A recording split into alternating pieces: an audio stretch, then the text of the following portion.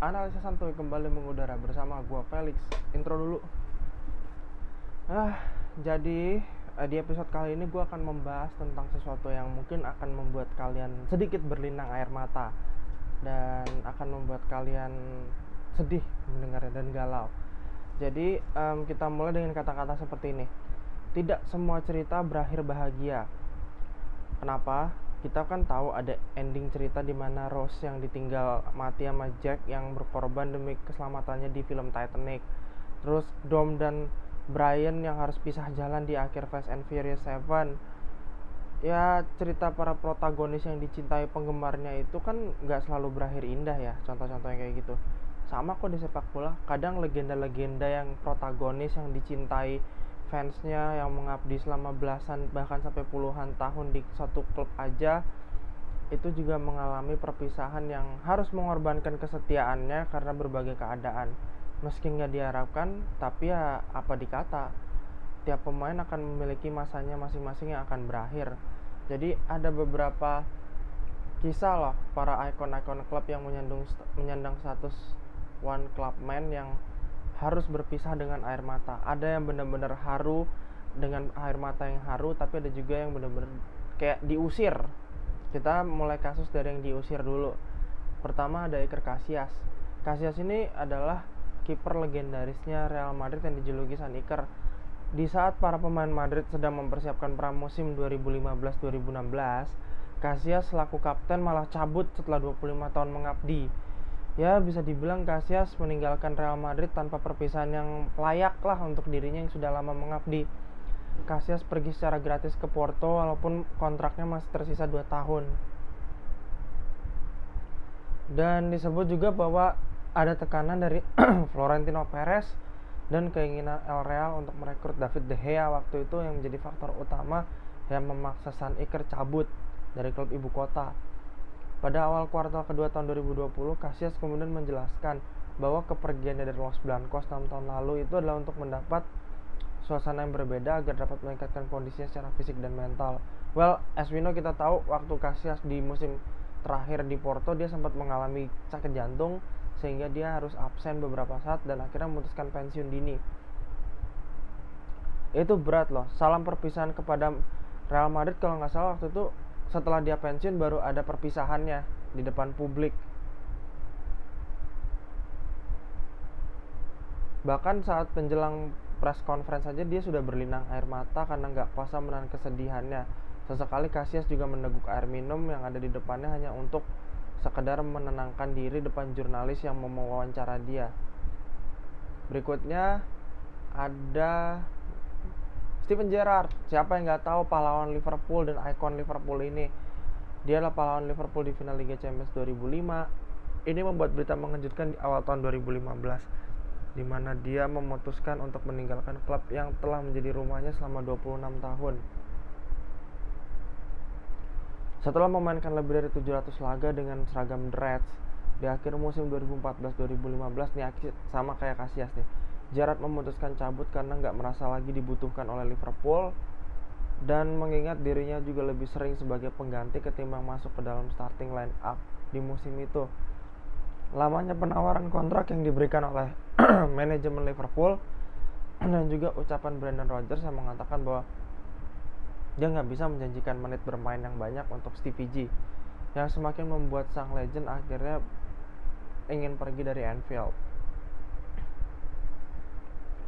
Lalu next ada Daniele De Rossi. Akhir musim 2018-2019, which is 3 musim lalu ya, Roma mengumumkan bahwa kapten mereka Daniele De Rossi memutuskan untuk meninggalkan I Giallo Rossi setelah menghabiskan hampir 2 dekade bermain untuk tim ibu kota. Kepergian De Rossi dari Roma itu dikarenakan keputusan dari petinggi Roma yang tidak ingin memperpanjang kontraknya. Walaupun dari sisi si pemain, De Rossi ingin bertahan lama di Roma dan menjadi seorang one club man seperti seniornya Francesco Totti. Keraguan akan kondisi fisik dari De Rossi juga jadi pertimbangan para petinggi Roma saat itu untuk menentukan masa depan Il Capitan Futuro. Kenapa dia dijuluki Il Capitan Futuro? Karena dia adalah kapten masa depan yang menggantikan Francesco Totti. Segala bentuk negosiasi sudah dilakukan, termasuk kerelaan De Rossi agar digaji per match doang. Tapi karena De Rossi merasa nggak kunjung ada keseriusan dan board Roma untuk mempertahankan dia pun milih buat pergi ke Boca Juniors dan pensiun di sana. Dia sempat menimba ilmu kepelatihan di Fiorentina dan jadi asistennya Roberto Mancini di timnas Italia sampai ngebawa timnas Italia juara di Euro kemarin. Nah, ini berikutnya yang paling menyita perhatian sepanjang tahun 2021 dan kasusnya pun cukup rumit, yaitu Lionel Messi. Jadi setelah juara Copa America 2021 bersama Argentina, Messi yang di tengah kompetisi kontraknya habis itu belum memperpanjang kontrak.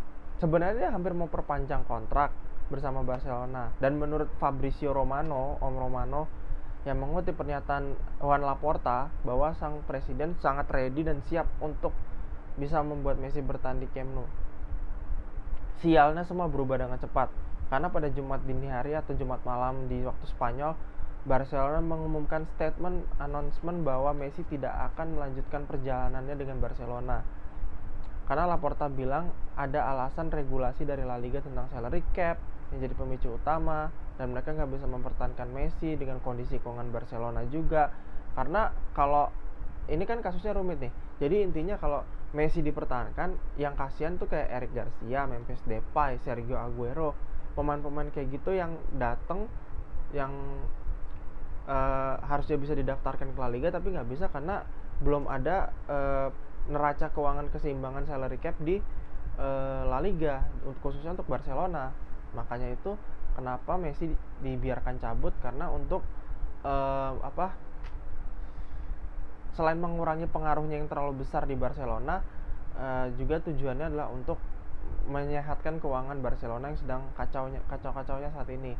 Dan bagaimana end up-nya seperti yang kita tahu, beberapa hari bahkan dalam hitungan jam setelah Messi nangis-nangis di press conference, dia resmi berpindah ke PSG. Dan waktu itu kalau nggak salah dia dapat sambutan yang luar biasa kayak presiden waktu datang ke Paris. Nah, yang berikutnya adalah Francesco Totti. Nah, perpisahan Totti dan AS Roma ini yang mengharu biru ceritanya ya. Jadi salah satu perpisahan paling sedih juga, sebab Roma adalah satu-satunya klub yang diperkuat oleh Totti selama karirnya. Dan sebenarnya dia sempat ditawar Real Madrid loh setelah Piala Dunia, tapi dia bilang dia lebih ingin tetap meraih segalanya bersama dengan AS Roma.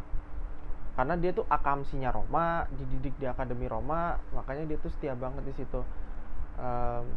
Dia mendapat gelar Pangeran Roma juga berkat kesetiaannya. Selain tadi gue bilang akamsi, selama berseragam Ilupi, Totti mendapatkan banyak pujian dan ucapan terima kasih dari para Romanisti yang berada di Stadion Olimpico Roma saat pensiun.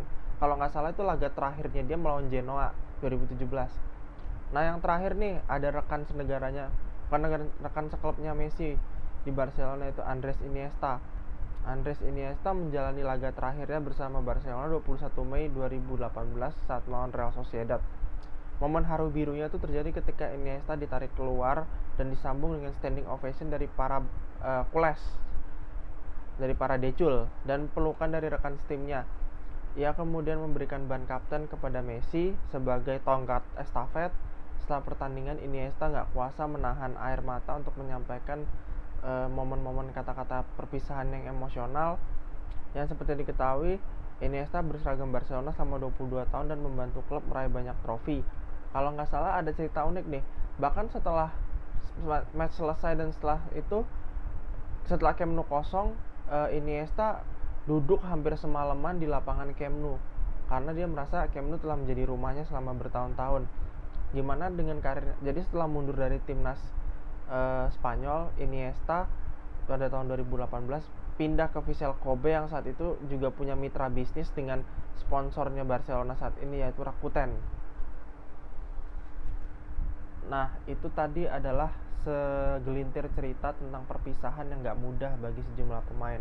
Well, kita harus tahu ya, setiap era itu pasti akan ada masanya yang berakhir. Bahkan untuk para pemain-pemain setia, mungkin ada yang tidak beruntung mereka bisa melanjutkan perjalanannya sampai pensiun, sampai akhirnya bisa menyelesaikan karirnya dengan indah di klub yang mereka cintai dari mereka sejak masih muda. Tapi intinya adalah hidup itu terus berjalan, players come and go, klub akan terus berdiri. Itu aja sih. Oke, thanks for watching.